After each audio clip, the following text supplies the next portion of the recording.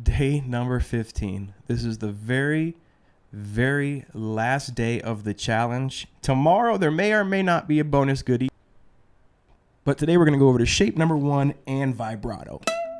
So now you have all the shapes and all the ornamentations. Shout out to Flight for making the whole thing happen. Enter to win a ukulele from them. How to do so is in the description. Free tabs pinned in the first comment of the comment section. Go ahead and grab those couple of things. Ukulele brain attention span. Follow me on in and let's take it home. But real quick before we do that, pat yourself on the back. Great job if you made it this far. All right, follow me on in and let's do it. Okay, so we're going to start with shape 1.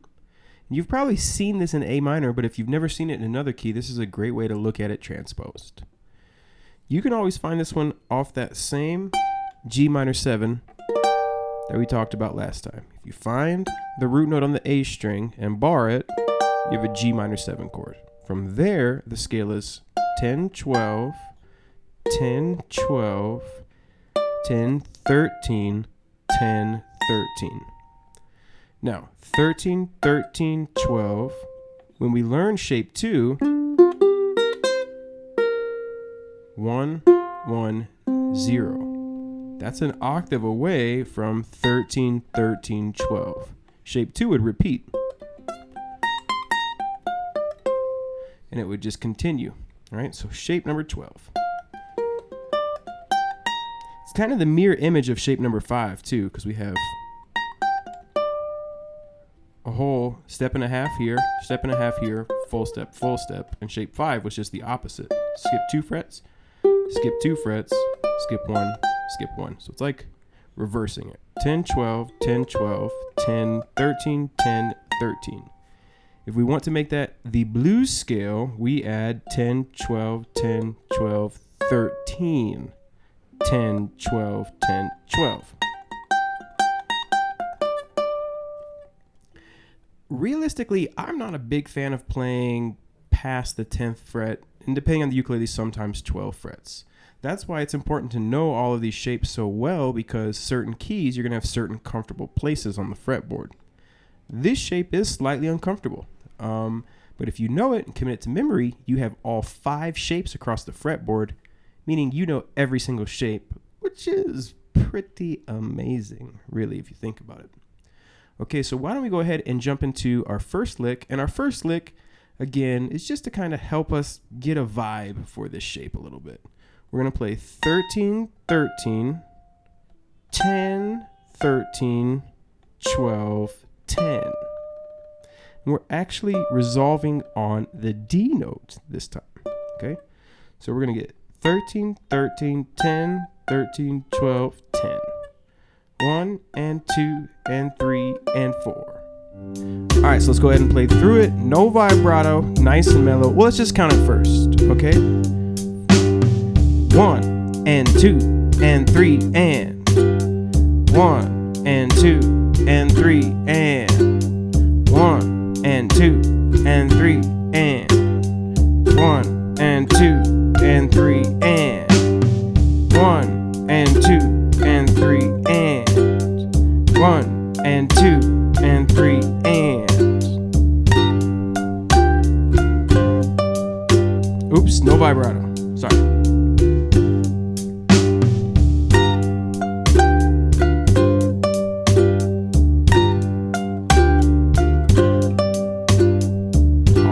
There we go. Foundation is set. So, a couple of things.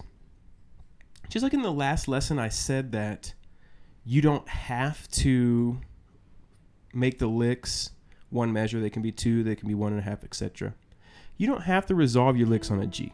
You resolve your solo on a G. Throughout the solo, you want other licks that resolve on other notes because that creates interest and color in your solo. The D note is a very safe place to resolve a lick. It's the 5th interval of G, and it's just a very safe place to resolve your licks. Okay? So, another point too, it resolves on the and. You don't always have to resolve on the 2 or the 4. This resolves on the and after the 3. That gives it a cool sound. 1 and 2 and 3 and 4. 1 and 2 and 3 and 4.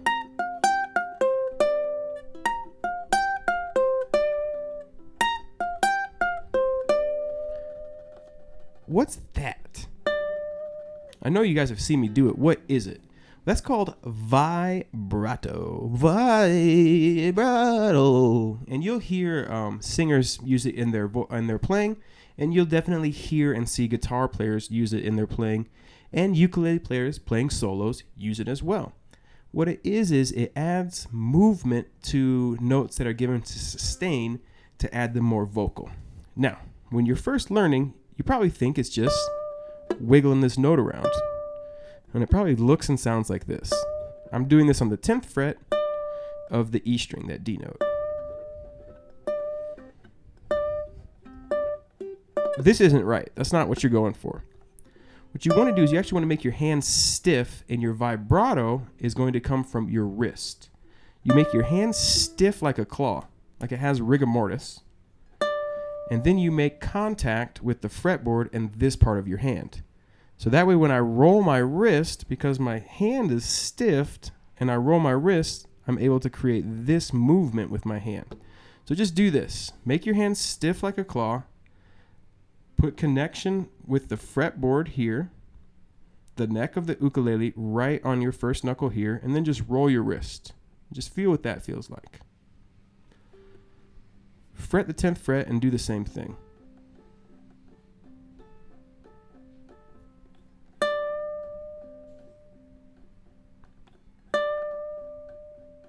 There's different kinds of vibrato. Vibrato. It's a vibrato is characterized. Gee, many Christmas. The vibrato is characterized by 4 characteristics. If it's wide or narrow, so it's width, and if it's fast or slow, so it's velocity. You can have wide fast, wide slow, narrow and fast, narrow and slow, and everything in between. Listen to B.B. King. He's very famous for his vibrato and is famous for being like a hummingbird sound. If you go to YouTube and you put B.B. King vibrato, you both hear him playing it, maybe even hear him talking about it, as well as other people talking about it. This takes some time to develop. All right? So just like the bends, don't get too frustrated. It's a brand new concept, right? You're learning this on top of a new shape. So we got a lot going on. What we're going to do now is we're going to replay that lick, but we're going to add vibrato to that last note. So we get 1 and 2 and 3 and. Okay, let's go ahead and add vibrato to that same lick. Here we go. 1, 2, 3, 4. 1 and 2 and 3 and. 1 and 2 and 3 and. Ooh. 1 and 2 and 3 and.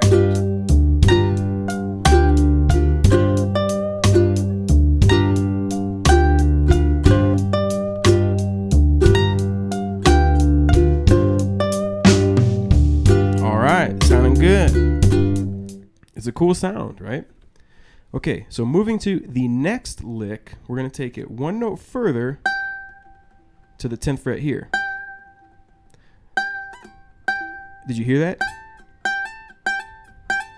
Vibrato on the G string and the A strings is harder because you're more likely to go off of the fretboard. So we're going to take a look at this here. But when you're doing that, I kind of cheat and get it up there and do the vibrato with an out of pitch note. It's difficult to not overbend that. So that's just something to keep in mind when you're learning vibrato that close to the edge of the fretboard. So this next lick, adding just one note, nice and slow, without vibrato first. So we're going to get 1 and 2. Oops, I forgot the lick. 1 and 2 and 3 and 4.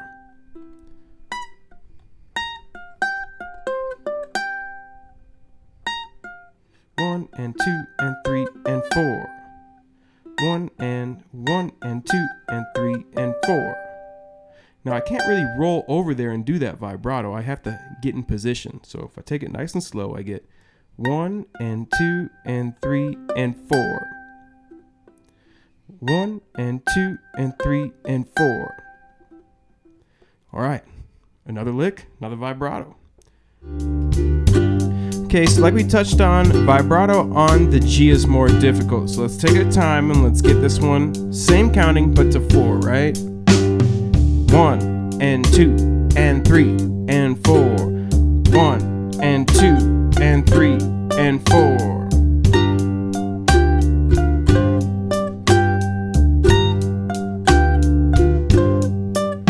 Okay, so now let's add some vibrato to that same thing, okay? 1 and 2 and 3 and 4. 1 and 2 and 3 and 4. Just let it go. 1 and 2 and 3 and 4. All right, cool. You can feel free to do any of the licks in today's lesson for your submission that have vibrato, or you can make your own lick. The requirements, you got to use shape 5, and it has to have at least vibrato on one of the notes. The best note to add vibrato to is the last note, because that's the one that you're letting ring out. That's the one that you're letting play. All right, so bringing up our next little challenge, we are going to do some triplets here, and we are going to try to get that vibrato on the 10th fret. So we're going to go triplet, 13, 13, 10. And then we're going to do it again, and then vibrato. What's cool about this one is by doing these same triplet back to back, we've created a motif. Very, very common in blues playing. If you have a little 3-note idea, 2-note idea, 4-note idea that you like, play it a couple times in a row for a whole measure, 2 measures. It doesn't really matter. It sounds great. Oops, you heard that? So when you're doing vibrato on these strings, G or A, remember to more up than down. Kitty cat, 3.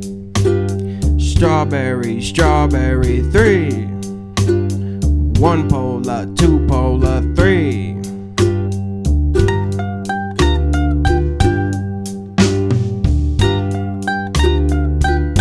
Motifs are nice. 1 polar, 2 polar, 3. 1 polar, 2 polar, 3. 1 polar, 2 polar, 3. 1 polar, 2 polar, 3. Trying really hard not to bend off down there. This one's going to add a slide, and it's going to build off to what we were doing in that last one. We're going to say that play the same motif, 13, 13, 10, 13, 13, 10. Then when you get to the 10 on the 4th beat, you're going to go, that's like an infinity slide. You just slide into nothing. Then you're going to play the 3rd fret of the C string with a nice wide vibrato. G note, G note. These are an octave apart, and this is a classic B.B. King trick where he would slide from up high and then land down low.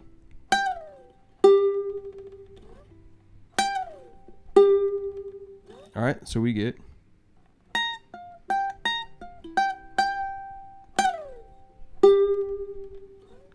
one polar, 2 polar, 3, 4, 1. 1 polar, 2 polar, 3. 1 polar, 2 polar, 3, 4, 1. BB slide. Triplet, triplet, 3, 4, 1. 1 polar, 2 polar, 3, 4, 1.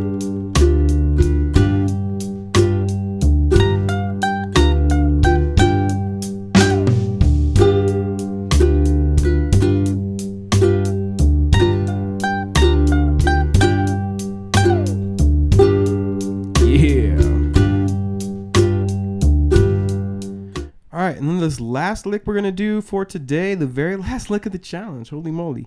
We're going to get the blues note involved, and we're going to go 12, 13, 10. So we're going to get that flat fifth. I'm sorry, not the blues note, the flat fifth. There was some confusion about that. The blues note is minor third to major third, and the flat fifth is the devil's fifth. So you have the blues note, which is flat third to third, and the devil's fifth, which is the flat fifth. Both give your minor pentatonic blues flavor. 12, 13, 10, which is triplets, and then the 13th fret of the E string.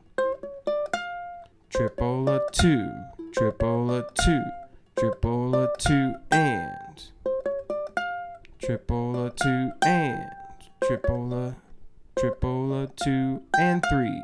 Back to 13, back to 10, and then back to 10 again with a nice vibrato. Again, finishing this lick on the D instead of the G.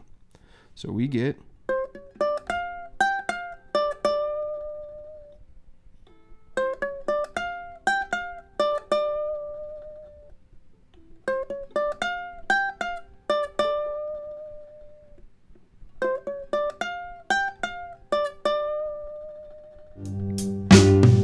one pola 2 and 3 and 4. One pola 2 and 3 and 4.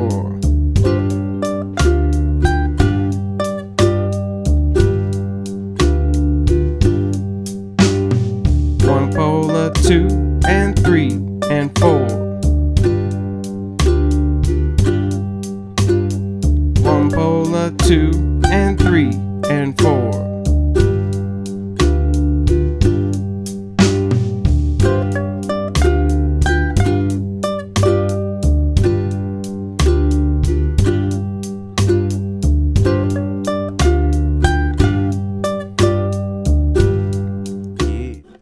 Vibrato is a personal sound that you're going to develop over time. It's even one you can add to bends. And you're going to notice when you're plugged in, you're going to hear a big difference in it. All right, day 15. Stay tuned for tomorrow. You may or may not see one more little goodies to put some finality to all of this stuff, okay?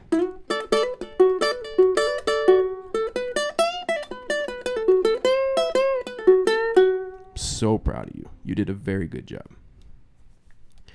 Goodness gracious, I feel like my kids are going to college and I'm having empty nest syndrome. This is a little bit tougher than I thought it would be. I'm just really proud of everybody for all the hard work that you put into all these 15 days. You should be proud of yourself too.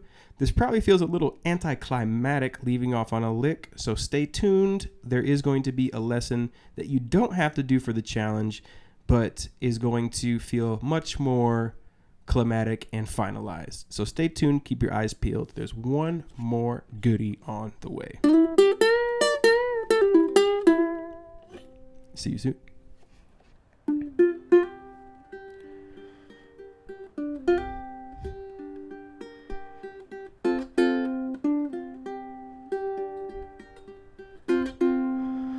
And bad mistakes, I've made a few, but I did the whole blues challenge, you know that it's true. And we shred on and on and on and on and on and on, and we are the blues players, my friends. Bam, bam, and we'll keep on jamming to the end. Wow, day number 15, you made it this far. Just thinking about it has got me emotional and sweaty and just this, I just like feel like a proud dad. I'm just so proud of you. And if you didn't make it this far, I'm not mad, I'm just disappointed. No, I'm just joking, but that's what dads always say when they want to cut you really deep. I'm very, very impressed that you made it this far. Your blues scales have probably increased significantly. That was the goal. If you win the ukulele, that's great. But the goal really wasn't to win the ukulele. The goal was to help you become a blues maniac. And that, I feel like, if you've made it this far, we achieved it together. We achieved it together.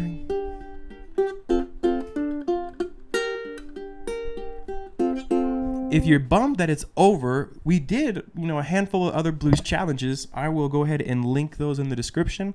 You can get started, have some fun. Feel free to tag us all the same. All right, tenthumbspro.com, Flight Ukulele.